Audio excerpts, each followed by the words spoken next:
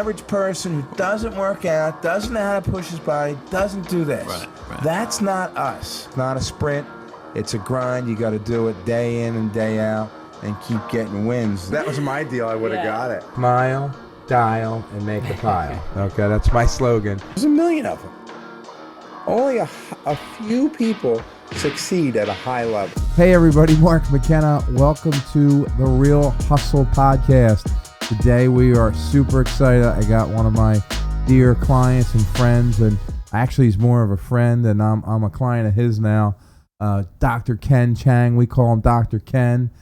Ken, thanks for coming on the show today. Thank you for having me. I'm honored. That's awesome. So give you a little background on our relationship. So I met Ken probably 18 months ago. He was referred to me. Went out to his house. He's got two little guys running around, his daughter and his son. They're running around, and Ken's like, I'm sorry. Right? So we're laughing. So, we have another appointment. I sit down with him. It was right after my diagnosis with prostate cancer. And now I knew Ken was in the medical field at some point. And I asked him, what do you do? Okay. And he's like, well, we do have a little, and I remember he said to me, he said, we basically, you remember that? You basically set your clock back. Yeah. You told me. Yeah. Your physiological clock, I said. Correct. Yeah. Yeah. Sets it back. Right. So we're going to get into all that stuff. And I was so intrigued by that conversation we had. So, we put his house up, we sell his house, he buys his new house, he's happy as can be, and I start going to him as a patient. And, I have to say, I've met some pretty intelligent people in my lifetime. This guy's off the charts, brilliant. And not only is he brilliant, but he's probably one of the nicest people you'll ever meet. So, my wife has not met Ken yet, and neither of my kids. But everything I do, they're like, what, did Dr. Ken say that? Dr. Ken say that? Because I come home, that's my man crush, they say. So Ken, give us a little bit about your background. Where'd you go to school? What was your major in? So we can tell the audience about, where we're going with this story. Sure, absolutely. So, starting back in high school, I played baseball. And, I wasn't the worst athlete, but I was, pretty good. I trained along in the weight room and everything, and just constant chronic injuries. My low back, my neck, my shoulder had issues. So going into college, I knew I wanted to go into the medical field to start fixing people. People at this age in their teens should not be feeling like that. And certainly when they're older and getting older, like my parents and grandparents, gosh, there's nobody that doesn't have a neck or back or shoulder or knee issue, right? And then going into grad school. Where'd you go to college at? I went to Rutgers, New Brunswick. And what was your major? I went into sports physiology. Okay. I didn't know that. Going there, that's a good prelude to either pre-med or some type of surgical type of field. But, I my heart was in the holistic realm. So I wound up into going to physical therapy school. And that was at where? That was at Seton Hall. All right. So New Jersey guy, through and through. That's good. Yeah. Yeah. So at Seton Hall, before I went, the prior year in college, I had neck and shoulder issues. I went to the student health center, and this chronic issue that I had, and the doc there checked me out, and they said, holy shit, you have something wrong with your heart. And all these years, I said, what do you mean? I had physicals through sports. I had nothing cropped up there. No, you got to get this checked out, man. And nobody ever had a clue. No clue whatsoever. Oh my gosh. A week later, went to the cardiologist, and they said, yep, you have a genetic dysfunction where you had a hole in your heart. And I said, what? What does this mean?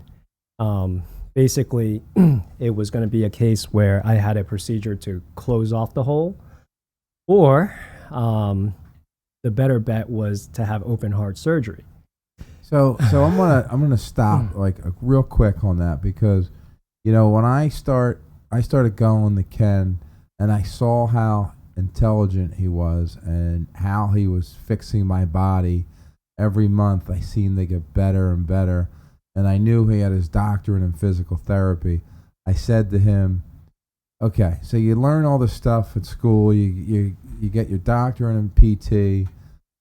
When did this switch go off that there was like, you need to go to the next level? And Ken, said, here you go, and showed me his scars from his open heart surgery. So and then I was like, so go ahead. I don't want to interrupt. Yeah, that was it. That was the switch. And when I had that surgery, I thought I was going to be fixed. I'd be back to sports and running and weightlifting. And boy, was that far from the truth. Like, thank God I was only 25 at the time. Healed up pretty quick. Within 3 months, I was basically back on my feet. But holy crap, the amount of neck issues. I propped up with a labral tear afterwards, soon after hitting back to from lifting. Doing nothing?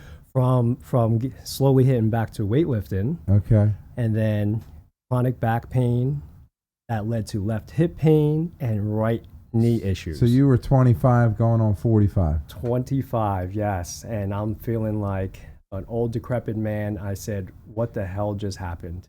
I was perfectly okay before, and then having a surgery screwed me up big time. So I knew something was not right, So that following year, I went to physical therapy school. I set out and I said, you know what? I'm going to learn everything possible in my power to fix myself. And I hung on every word of my 4 years of my doctoral program, and I was at the top of my class. Not to be at the top of my class, but bragger. I wanted to know, right, everything in my power to be, not selfish, but be able to fix myself. And so at what point in that process, like when were you researching to find out some alternative ways, and you like kind of stumbled across something? How did that happen? Yeah, so there were talks of a doctor out in California, where she in her early career went to the forefathers of functional medicine. And I said, you know what? She's in my field. She's doing amazing things. And she's fixing professional athletes and all sorts of issues that had surgeries and issues upon issues and injections and medications. And she's getting them off of all that. And I said, you know what? I need to get out there and I need to see what the hell she knows. And I found out that Dr. Claire Frank in California basically were one of the first pioneers that translated all the work of this European/Asian approach in the Czech Republic, known as... I always forget where that's from, Czech Republic. Prague School of Rehabilitation. And these were the forefathers of functional medicine, right? Like they were doing studies on how the human develops from an early baby age all the way on to an adulthood. And as you go through life, literally life screws you up. And all it's about is really restoring how the body is supposed to work. And when I went out there and when I heard her speak, light bulbs went off through and through, and I said, holy crap. The simple milestones that a baby goes through, the building blocks of movement, from the very moment that when you're first born, right, you master a movement, right? The very second that you're born. Could you guess what that movement is? Rolling over. Actually, wailing and crying. Oh, yeah. Right? My kids definitely mastered that very early. They still do it. They're in their 20s. Yeah, and the very essential piece of that is that breath is life, right? And as you enter adulthood, none of us are at any shortage of stress. We have, we have financial stress, relationship stress, right? You got emails to attend to. Social media stress. Who doesn't have enough likes? Yeah, and anxiety. That's just, and then upon that, right? Like stress from trauma, which is surgery, stress from lack of sleep, right? So all these things literally wind the hell out of your body. Mm-hmm. And when that saying goes, "Hey man, you got to chill, man. You're wound up." It's so close to the truth because internally your body winds up to create protection for you. Well, one of the things that I thought was really interesting in our first meeting when we sat down and talked, and I'm going to regress 1 second. So the reason why we're doing this, I was talking about having Ken on for a while. I think January is like the perfect month to do this, to bring something in here that's going to help your mental stress and all these things that we have and get you healthier throughout the year. So that's why I strategically brought Ken in January, because everybody wants to look and do new things. And what am I going to do? I want to go on this diet and do this. Yeah. So I thought this would be a great opportunity for our audience out here to listen to this. But one of the things, when you go to the doctor, they just get your history, maybe a little family history. But Ken asked me questions like, what traumatic things have happened in your life? Okay, and I was like, that's a right. weird question. And I answered him. And, so it's not a conversation like you're there, the doctor's running out the door, and, because he's got 74 patients he's got to see in 8 minutes. Like, it was a real in-depth, and understands, he's not just looking you as a number. He's really diving in and trying to understand why your body's behaving like this. If it's an addiction of some type, if it's drugs or alcohol or gambling, whatever the hell it is, we all got fixes. Okay, let's face it, most of us anyway. So, but that's what I really like. That's when I was there and I came in, I was really calm and I listened to every friggin' word he said, and I try to do that, and I always go back. I pull nuggets out, right? And Mark is incredible. He's like a photogenic memory of everything. And just remembers everything that I try to profess to him, and he takes it and runs with it, man. I've been bad. The last month, though, I was bad. I got to get better. This guy's a freaking genius. I've been struggling. Well, with your, status, you got a lot on your plate, man. It's all good. But, that's one of the things that you look at. And the other thing I thought that, everybody in the United States is so reactive to everything we do. Like, I get aggravated when I open up my medicine cabinet and I have 8 things to take now. I'm like, I can't be doing this shit all my life. So half of them are vitamins now. Good. So that's good. And I take 4 things that I take daily.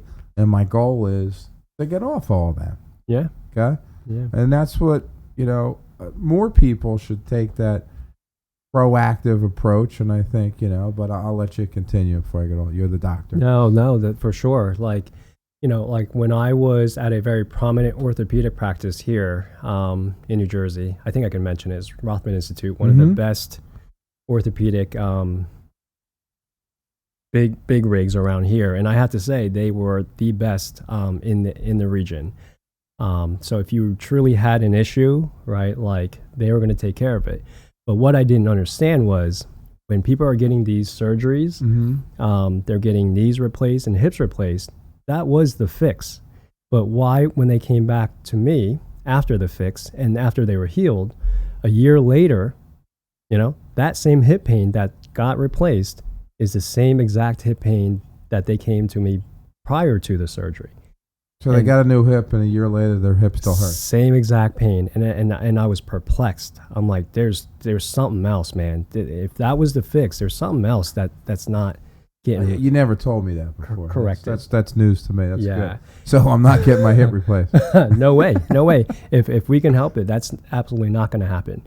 And our claim to fame is that in the 8 years of practice that we've been open, only 3 people had to be referred to get a new hip or a new knee or a new shoulder.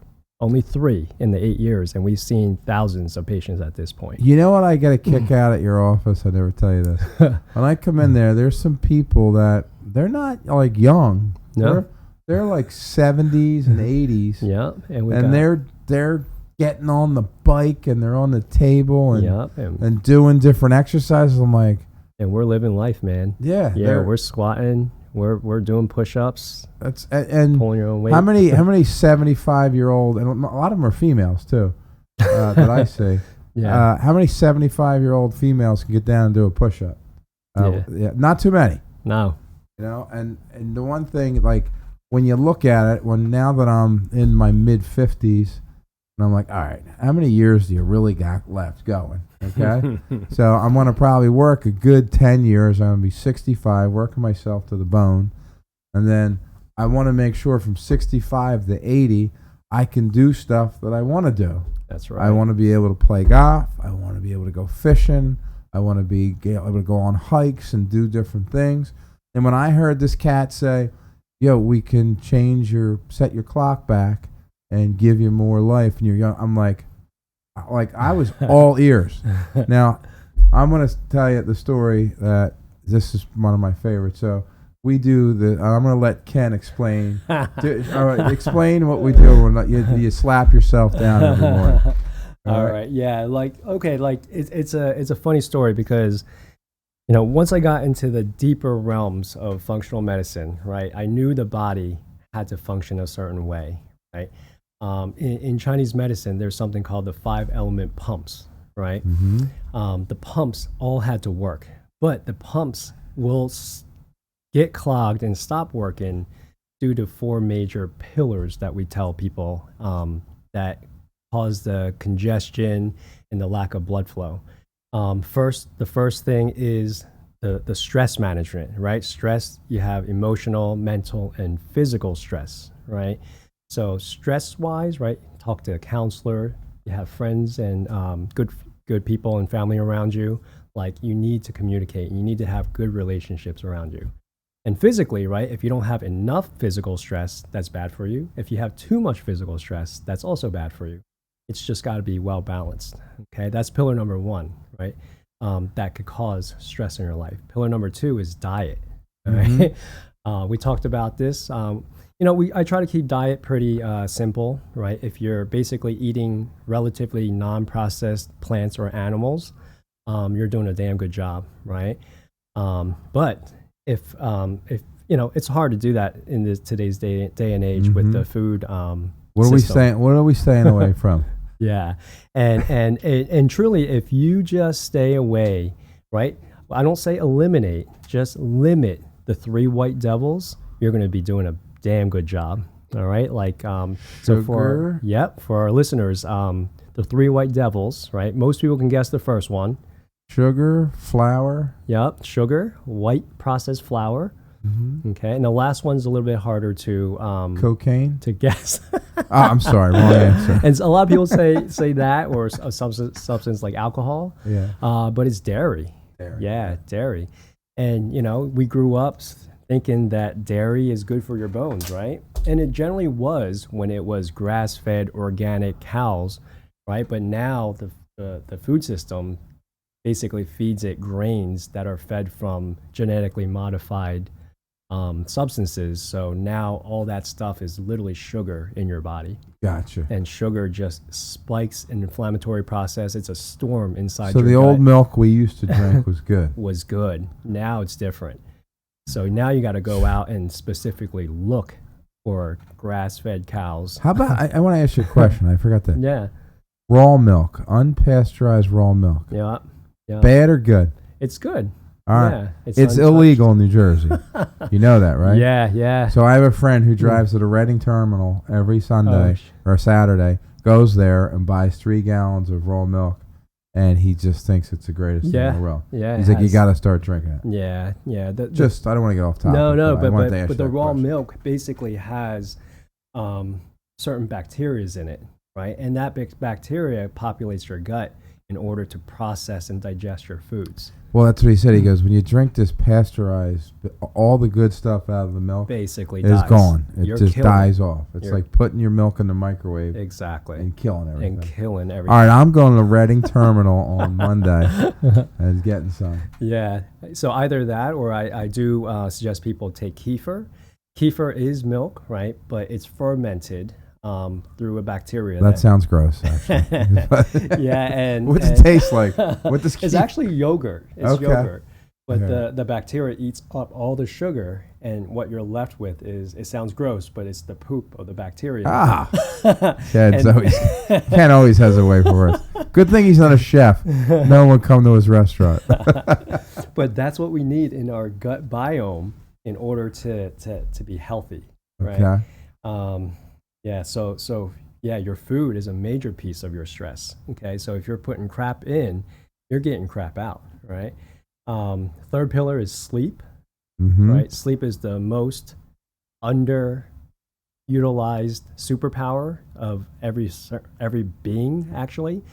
Sleep in itself, not only do you recover, but that's where most of your processing and waste removal happens from your blood system. And the reason why that is because you're breathing deeply. Gotcha. And when you breathe deeply in your sleep, something called your lymphatic system gets flushed out. It's truly a car wash for your brain and for your body. And, in today's age, right, there's more and more impending pressure to do more in a day's worth of work in 24 hours. We wish we had more. So we try to cheat there. So that's a real important thing. Like, how many hours should you try? Like what's a good number? Is it 6 hours, 7 hours, 8? Yeah. What's the right number? I mean, the research is saying that sleep is a non-negotiable, right? But what is truly deep sleep is quite up in the air. The consensus is that you should be spending at least 8 hours in bed. Whether you're sleeping or not, that's really up for debate. But the fact that your body's literally at rest, getting some type of energy, re-up, batteries recharging, that's the biggest thing. But if you can get into deep sleep, and we'll talk about like why your body needs deep sleep after major physical work and major mental exercises, that's when your body's truly healing and recovering. Gotcha. So that's like your REM state. Is that what you're Yeah, calling it? that Okay. deep REM recovery. My Whoop watch is telling me. There you go. Yeah, how much my deep sleep. It's Yeah. funny how I could see how, like, if I go out and have a couple drinks, my deep sleep is not good. Yeah, alcohol disturbs that. Yeah, big not time. no good. Now, so I'm on the. I did a dry January. Good for you. And I'm on day 16. That's No why I'm way. Sitting behind all this booze back here, and I could tell you one thing: major difference on how I sleep on the weekends because I'm Wow. not going out and having, 3 or Yeah. 4 cocktails and having fun. But that's it's Good for it goes you. back to the point. Like what Yeah. you're putting into your mouth is going to affect everything you do. Major piece, yeah. And I was just talking to a patient earlier today, right? He's doing everything right, but his diet's a little bit off. So this stuck with me last time. There's a guy who's a geneticist and a nutritionist that says, when you build a house, you want to build it with sturdy materials, right? So you get 2x4s, you get cement and things like that. But what if materials run out? Can you just substitute it with styrofoam? I was going to say Right? styrofoam. Can you do it with A styrofoam? wafer. It's Mhm. going to work for a while, right? But what your body requires are these essential building blocks. And if you're denying that, something will break down. It's going to erode away. And Yeah. just be gone. Something will cellularly erode. Essentially, it's going to fall apart because the essential building blocks weren't there. So, and then is that your 4? Yeah, and that's 3. And then the last one is movement capability and variability. So that's where the 5-element pumps come in, right? There's 5 major pumps that are in your body in the Eastern medicine model. And so pump number 1 is your cerebral pump, which is your brain. Your brain is surrounded by what's called cerebral spinal fluid. And if your head, throat, and neck cannot move, right, the very fluid that flushes your brains and your neurons and your spinal cord and all the nerves don't get the nutrients that it Not needs. working. Yep, that's pump number 1. Pump number 2 is your thyroid pump. Okay, so if you're moving around like a rigid robot, Mhm. your thyroid gland doesn't get the milking and get the ring out in order to produce the hormones to create T3, T4, for bone density, for metabolism to happen. The next pump is your cardiac pump, right? Your heart pumps itself, but it's encased inside a very protective casing, and that's your rib cage. Yeah. Yeah, and if your ribs are stiff and you get rigid and you don't move, your heart's literally getting compressed and squashed inside. And believe it or not, people don't move. That internal stress compounding on top of a heart actually makes your blood pressure go up. And most people don't have real cardiac issues. They just have movement and body joint lack of movement issues. Yeah, I had my blood pressure done the other day. It was like 120/77. That's stellar. Yeah, and I'm fat right now. And I'm 120/77. Man, but what you've been doing with your rib cage work and your breathing, that has opened up a whole new level. Totally different. Yeah. When I first went there, and my rib cage was like concrete. Yeah. It's like a shell, and you got to break the shell up to get into that spot, right? You got it. Yeah, and that's the that rib cage is more or less pumped through movement, right? But more importantly, is actually pumped through your diaphragm, okay, which is the main primary breathing muscle. Mm-hmm. The diaphragm, your breath, pumps everything. And you asked me about the slapping. I'm gonna go into that real quick. But after the cardiac pump is your gastrointestinal pump, right? So if you don't really move a lot, right, what happens is the body thinks you're in trouble, actually, right? And then when you're in trouble, you're in what's called a sympathetic state. Your body thinks that you're under attack, and you basically freeze.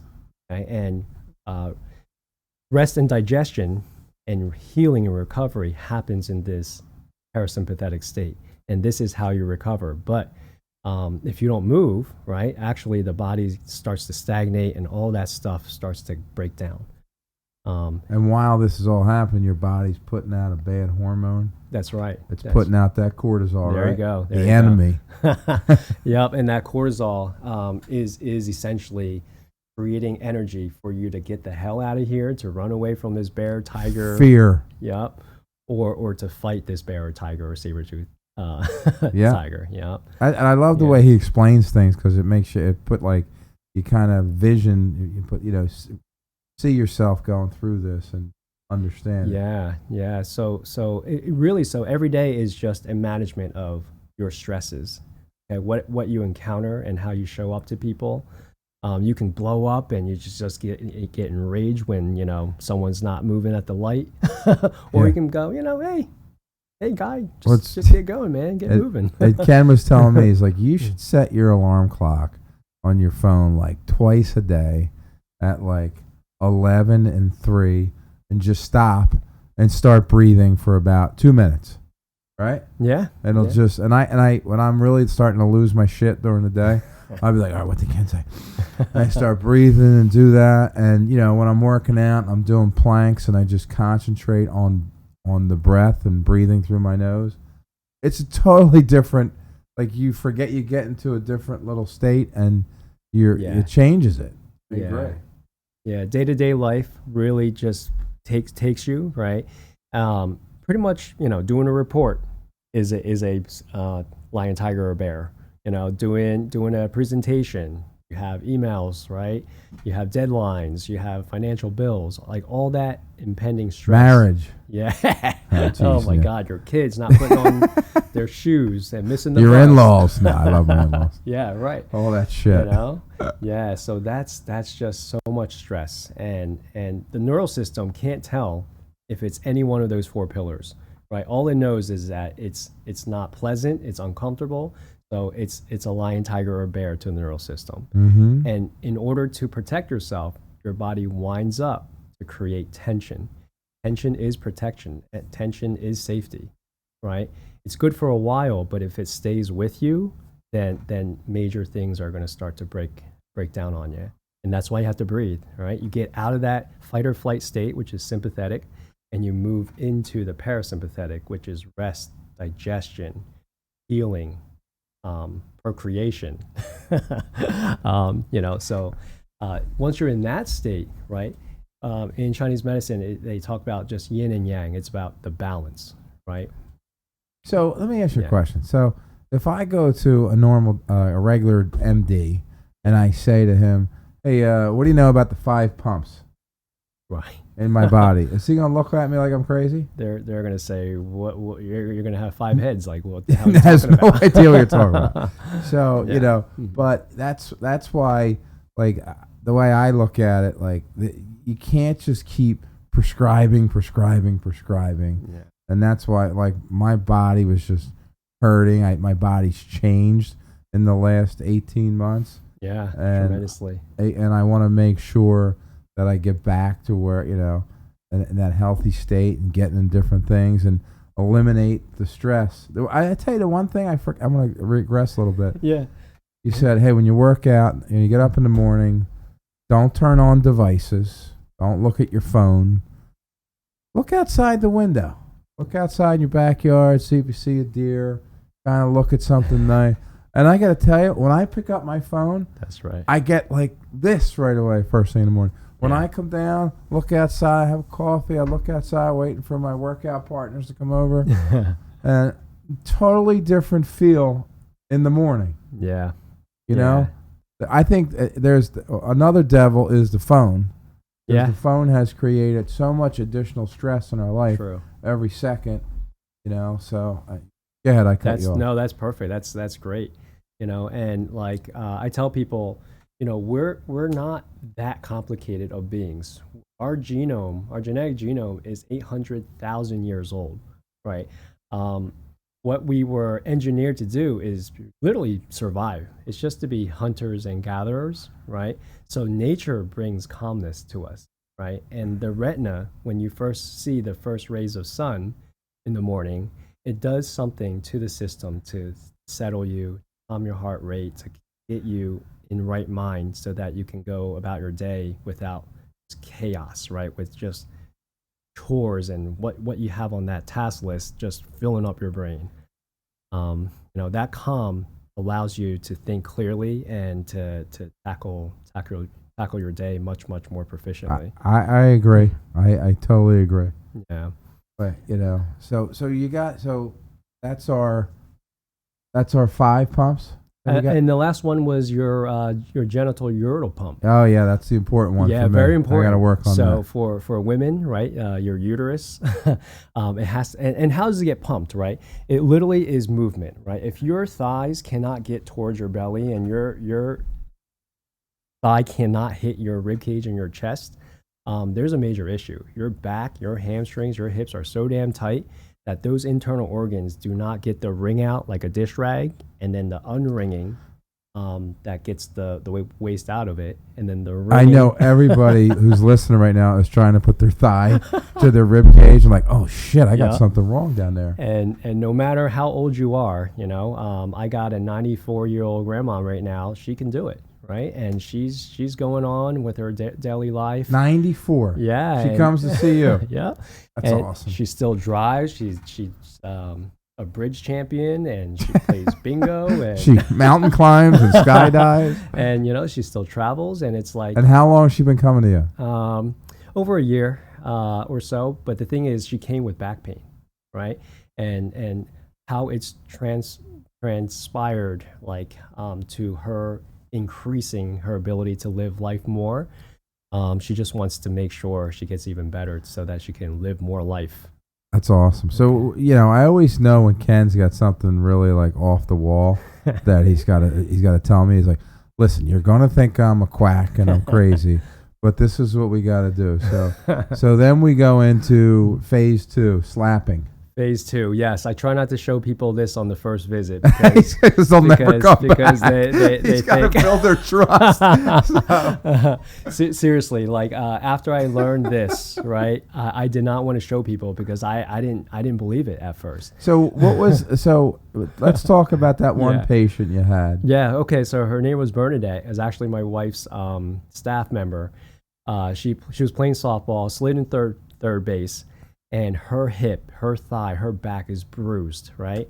And it's there for over 3 months. And she's been to an internist and a vascular doctor. and her primary, and they just cannot figure out what the hell's going on. Why is this big ass bruise on her hip and her back not going away? And basically, it's a circulatory issue. So I go ahead and tell Mark that, we're not any short of stress. Any one of those 4 pillars creates this circulatory issue because you're wound up and you're tense and you're tight. And I literally said, all right, at the sake of me being a quack here, I promise you this is going to release a lot of things in your neural system. And we're slapping ourselves, right? Seriously, this morning starts like this, goes like this, hits like that. Exactly, yeah. All over. It's like 10 different slaps that we do. Yep. And these slapping points, they're what's called Chapman points. They're major highways where your lymphatic nodes, lymph isn't really talked about. It's only talked about when you have cancer. Correct. Right. And that should be like a major light should go off because you said you got cancer near your lymph node, your lymph node, your lymph node. Right. That's all you hear about. But regular people have lymph as well, right? And if your lymph gets clogged and it continues to store all that cellular metabolic waste product, that's how your cells start to basically turn on you into non-differentiated whatever cell. Right, genetically, you're supposed to create a liver cell or a stomach cell or a prostate cell. But once it's so littered in its own waste products, it doesn't know what to become. And that's how cancer crops up. I definitely saw a lot of improvement just working on my breathing. And as the time went on, how long have I been there? About 6 months? Yeah, not too long, and you came a long way. Months, yeah, and and the one thing I would tell you, I took a dive on a cold day. I fell on a patch of ice, and if I was not as limber as I was from going through, I would have really got hurt. I'm telling you, I bounced right up. I was like, my buddy was like, "You okay?" And I'm like, "Yeah." And then when I get up, he laughed his ass off because I was like rolling around in the parking lot. But I will tell you, if that was the old me, because the way my body moves, my shoulder pain is gone, my movement, my shoulder. But these are all things that, I've learned from just going home and I do 15, 20 minutes worth of stretching every day. That's what we like to keep it at. Try not to, overburden you with too much, right? You got enough on your plate. Yeah, and just it doesn't have to take over your entire life, but you're going to be making changes to yourself, and you're going to start to see things happen, and you'll be like, then you start really buying in, like, this guy's on to something. Like, the hair thing to me, actually, I did do something stupid. I don't know if I told you this. So, he talks about, when you're young, you walk barefoot, and now if you go out and you walk barefoot, you're like, and you go to get the trash can, you're barefoot, you're like, everything hurts. So I was really trying to walk barefoot, and I'm doing some different things, and I'm on the lacrosse ball every morning, so my feet are getting a lot tougher and doing things. So I tell my wife, we're at the beach, and I go, I want to go back. It was a long walk to go. I'll get it. And I go barefoot, and I walk across the street, and it was a hot-ass day, man. It was hot. I wouldn't recommend walking about 4 blocks barefoot on a day where it's 90 degrees, because I burnt all the bottom of my feet, and my kids were laughing at me. Dr. Ken didn't tell you. I was like I walked on hot coals. I wanted to kill you. And that's exactly that's part of the sentiment. That tells us how soft we have gotten as a society, right? You telling me I'm soft? Because cut this. He's out of here. No, you're right. No, because we clothe ourselves, right? We never subject ourselves to extreme temperatures. We're in room, temperature controlled rooms.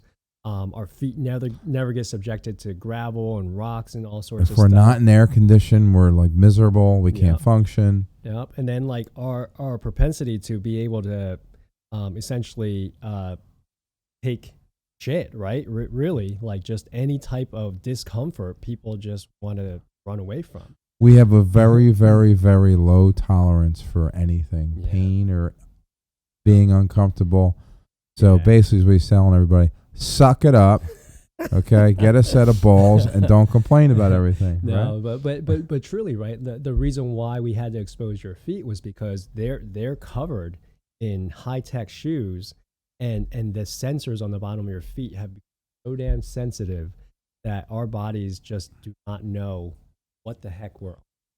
And if it doesn't know if you're on gravel or rocks or grass, what happens is your toes, shins, calf, hips, they start to ball up because it doesn't know if it's going to step in a ditch or a pothole next, or if it's going to step off a curb.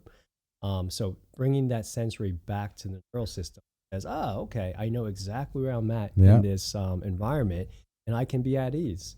That's where that whole lymphatic slapping came in. Yeah. Right. You're literally taking roll call, all your sensory systems, where the nerves and the receptors in your skin. We're slapping these babies down, not just because slapping feels good, right? But you're checking in with all these parts of the body that the brain never really even think about, right? Once you bring light, it's like, hey, I'm here, roll call, right? My arm's safe. Okay, cool. Check. All right. Relax the neck, relax the arm. My belly, right? Is in knots from all the, coffee that we drink and too much, right? Too much caffeine sometimes, too much sugar, of course, right? Roll call, right? Things get to settle down in the hips as well, the back of your knees where there's arthritis, right? Your hamstrings and your calf and your quad, so damn tight, right? You just check in, okay? And when the neural system says, oh, cool, you're totally fine. We're accounting for all the body parts. The body relaxes. Literally, the tissues unwind. The blood flow starts flooding in. It feeds the nutrients to your cells, and finally get the waste products and the inflammatory processes out of your body. Yeah, I mean, think about it. I mean, if you really break it down, like I have zero medical background, but I will tell you this: the amount of people who get cancer or are going to get cancer is off the charts, ridiculous high. Every time you go on your Facebook page, someone else dies, and they're didn't even know they were sick, and it's from what we shove in our mouth and the lack of mobility, and from just listening to Ken, basically the circulation in your body. That's to really dumb it down. Big piece. That's it. Yeah, that's what you do best, man. When you can dumb it down like that, you understand that. And that's when you think about, like, again, I'm a little wound tight right now because I'm on day 16 and no sugar, no dairy, no carbs, or no alcohol. But I can really see how my body, those first 5-6 days are brutal. I'm not going to lie. But once you really dial in on that, the clarity in your thought process, like I'm dialed in. Like everything I have is like I can see things. It's almost like, you're a great baseball player and you're going against a pitcher who's amazing, but you're seeing the ball so clear. That's right. Comes in so slow, and you have such an advantage instead of the feeling you get where you don't sleep, you overate, you bloated, you had 3 drinks, you can't even move, your pants are too tight, someone says something to you, you want to choke them out, you get annoyed easy, and again, I'm not saying that I'm like, have turned over this new leaf or I'm going to be like this the rest of my life. You got to live life, but if you can do things in certain modifications, that's right. You're going to extend your life. Yeah. Okay. Yeah. And you're going to be able to do things that most people aren't when they're in their 70s and 80s. And I don't want to be the guy who works his ass off for 45 years, and I finally were able to take all my time and retire, and I can't do anything. Right. Yeah, that's a tragedy, right? Oh, that whole thought process makes me want to vomit. Yeah. You hear people, hey, retired from the police department, they're 46 years, and then it's every problem after problem after problem, and then they die. Yeah. That sucks. That's a tragedy. Sucks. Yeah. Yeah, and it's crazy, right? Like your tolerance for anything that's remotely uncomfortable becomes very, very diminished, right? And people have short fuses. Mm-hmm. Around here, no one's like that in New Jersey. No. And in business and in relationships, correct. If you're not the best version of yourself, right? It surely affects relationships and how you do business and how you come off to people. I think that right there, that's your nugget right there.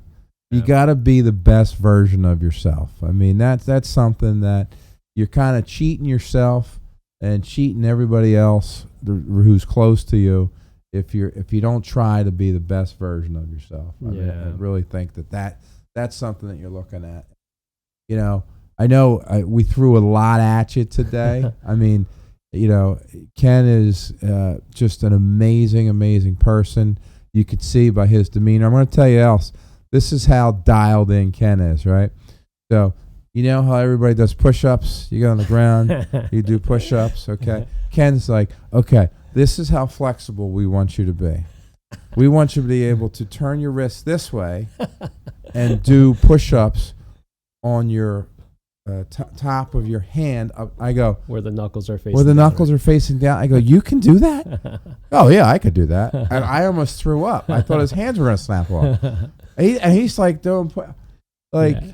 it is unbelievable. And that's the thing, right? Like, if you don't do, you know that saying, hey man, can you pull your own weight?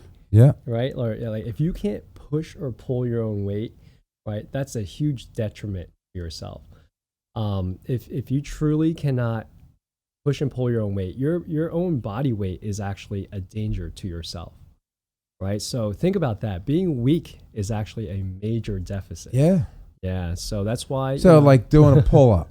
Right. Okay. So that's a good test. So if everybody goes home today and says, has a pull-up bar, like, with their closet that they never used from that gift they got 9 years ago, and you try and do a pull-up and you can't even bring yourself even remotely near the top, you got a shit ton of problems. You got, it's basically, it's already written in the books that you got some issues. Like, you tell me no more. I know you already have at least 3 issues in your body if you can't do that. And you know what else? Like, this kind of just came to me too. I was just thinking, when you go to the doctors, okay, and your doctor rolls in and he's 5'10" and he's 235 and his buttons are going to take your eye out, okay? You kind of lose a lot of credibility, in my opinion. That's when you go to a guy like Ken and the other guys at his office, these guys are like in unbelievable shape. They practice what they preach. That shit works. Yeah. You know, instead of like, I never forget when I had the heart issue. They're like, don't just leave it like you got, and we'll just give you medication the rest of your life. I'm like, no, that's not the answer. That's going to kill me. Yeah.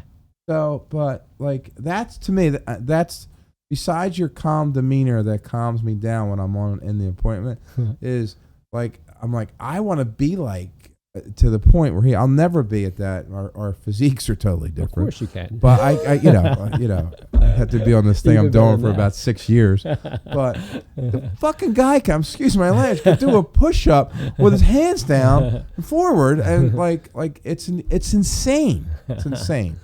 Yeah. But and what's neat is that, like, really when your ability starts to improve, not only does your physical confidence improve, right? Mm-hmm. But deep internally, that, like, you're the shit.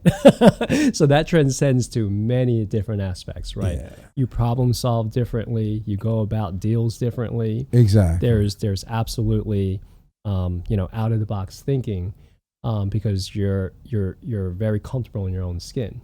That's right. I mean, we could go honestly. We can go on for 6 hours. Yeah. So. He does acupuncture with me, and like, that's crazy, and that's a whole conversation. I've never had it done before, Unwind your but tissues. I can feel the muscles just snap when I do it. So I always call you Dr. Ken. So what's the name of the South Jersey Sports Physical therapy and sports medicine. Yeah. Right, so we're gonna tag Ken's page on this, his Instagram page and his Facebook page. He's located in Hainesport on Route 38, and I got to tell you, if you're tired of, if you're working out hard and doing, your whole body hurts, boom, bingo, the answer.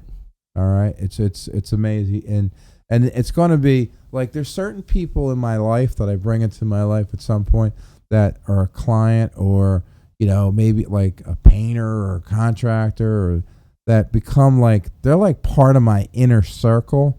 And I know from the first couple meetings that they're going to be in my inner circle for a long, long time. this guy right here, he's one of those guys, man. I appreciate that, So Mark. That means a appreciate lot. your friendship. Any questions you have, you can send Ken an email. We'll put some stuff out there. But just, I know it's a lot of info we threw out, but try and just pull a couple nuggets out of this stuff, okay? And awesome information. Be your best self. You're the best. I appreciate it. Thank you so much. And keep getting wins. That was my deal. I would have got it. Mile, dial, and make a pile. Okay, that's my slogan. There's a million of them. Only a few people